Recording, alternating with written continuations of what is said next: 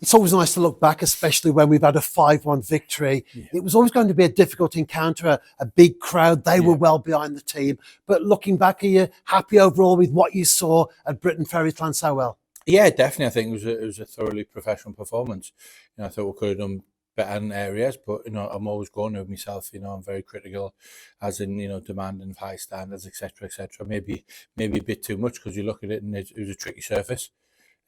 Pitch was tight. They defended really well. They were organised. They dropped off and got everyone behind the ball, dropped everyone into almost their third and made it tougher. Like I say, we couldn't move the ball as quickly as we'd like to, because the surface was a bit tricky. And then tried to play on the counter attack. Obviously, the goal they scored was a couple of errors on our behalf, and then I think it almost probably jumped us into life, really. That I think once they scored a goal, we raised the tempo a little bit and went through the gears, and then in the end it probably could have been more than just a 5. As far as the outfield players were concerned, you made a 50% change at Britain Ferry. Will that complicate perhaps your selection process this coming weekend as we travel to Caernarfon? Not really, no, not at all. Like I said, I've said it on numerous occasions. We've got a fantastic squad here. We've got very good players that on any given day could start against anybody. And you find it trying to obviously manage players' minutes.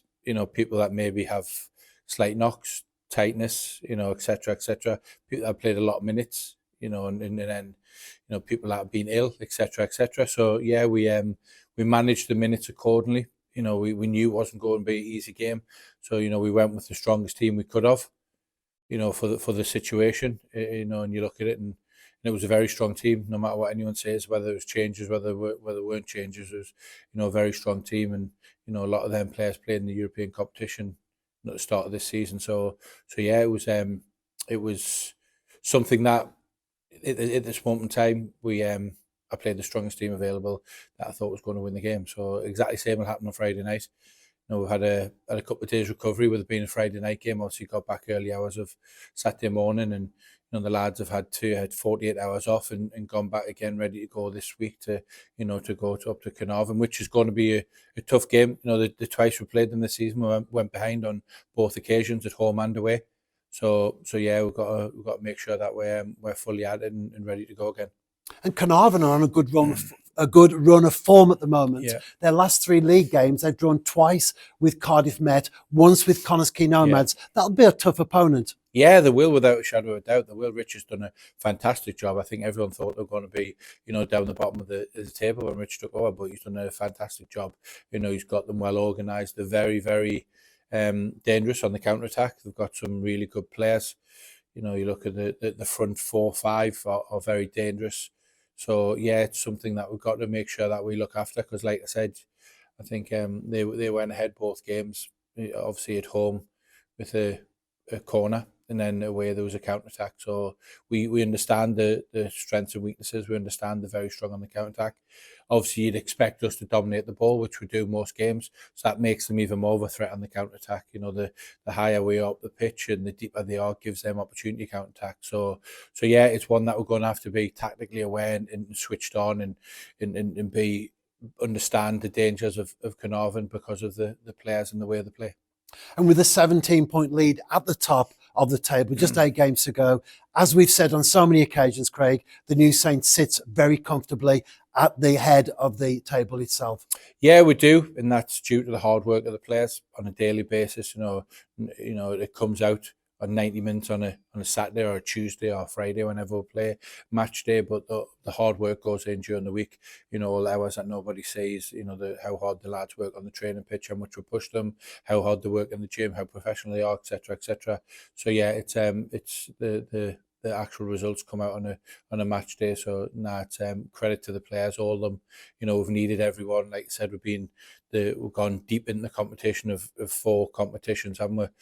And we went to another semi-final, obviously final Challenge Cup. We won the Nathaniel Cup. So yeah, we're from this time last year, we got knocked out of the Scottish Challenge Cup in the first round and the Nathaniel Cup on penalties at Connah's Quay. So we've played an extra 6 or 7 games. So we've needed the whole squad. And now we're back to playing just one game per week, although the Yeah. players like to play as much as they can. Yeah. As far as you as the head coach is concerned, is that more helpful in terms of preparation? Yeah, it is. It is. You can get more done on the training pitch. You can get you can get more repetition done. You can do stuff you want to do. Obviously, when we play midweek, it's a lot of match prep and then recovery. There's very little time we spend on the pitch with the players that are playing the minutes. Obviously, we do some top up sessions with the lads who haven't played minutes. But yeah, now it's once a week. Then it's good. We can get 3 or 4 really good training sessions in a week instead of maybe 1 or 2, and a lot of that's just light because a lot of it's recovery. And certainly as well, we've been doing a lot of travelling away. I think 2 weeks ago, I think we had a 6-game run and we got 1 at home. So we've got some travelling to do as well. So yeah, the preparation, prepare for a game recovery, and that's the way it's been. But obviously now we Saturdays and Fridays, and we'll have a midweek game to catch up on the league game we missed when we play it in the Challenge Cup final. Actually, I think it's a Welsh Cup semi-final, so we'll have a game to catch up with that. But apart from that, we shouldn't really be playing any more midweek games. Last time we spoke in a press conference interview, we threw a teaser out that there was a new signing that TNS had just secured. It's now been made public, of course. Matthew Olashunde, USA international, great addition to the squad. Yeah, it is, definitely so. I know I was quoted saying that we always looking for to strengthen the squad. We're always looking to strengthen the competition. So I think Matthew certainly does that. He's got good experience. He's a good age. He's played at a really good level. Obviously, unfortunately, he's been out of a team environment for a few months, so he's going to take a bit of time to catch up with the rest of the boys. But yeah, he's obviously been in training now a week and a half, and we're trying to get him getting his fitness up there as quick as possible to get him involved with games as quick as possible. So now it's a fantastic signing for the club. It's it gives us more strength and depth and more experience, and like you said, pushes more in training for competition. So now it's really good, and Matthew's trained really well. And we'll hopefully be involved on Friday. Let's see, and see how he is, how his fitness is. Like I said, he's only been with it for nearly 2 weeks. It'll be 2 weeks at the end of this week, so it might be a bit too early for him on Friday. But we'd like to get him in and get him up and running as quick as possible. And although he's played right wing and centre midfield, he is predominantly a right back. Is that the position that you brought him into the club for? Yeah, I think you look at it as well. I think I think you go out the way as well to probably bring players in that can play multiple positions. If you've just got 20 players or 18 players that can only play one position, then you will find yourself short at some point. So the beauty of it is that most of our players can play 1, 2, 3 positions. So yeah, Matthew can play a right back. Predominantly as a right back, but he's played high up the pitch. Certainly as a wing back and as a midfielder, but obviously played a midfielder a little bit as well. So he gives us the opportunity to give a bit more sort of variation and a bit more options as well. So yeah, it's a great signing, and it's up to Matthew now to get up and running and and work his way into the team.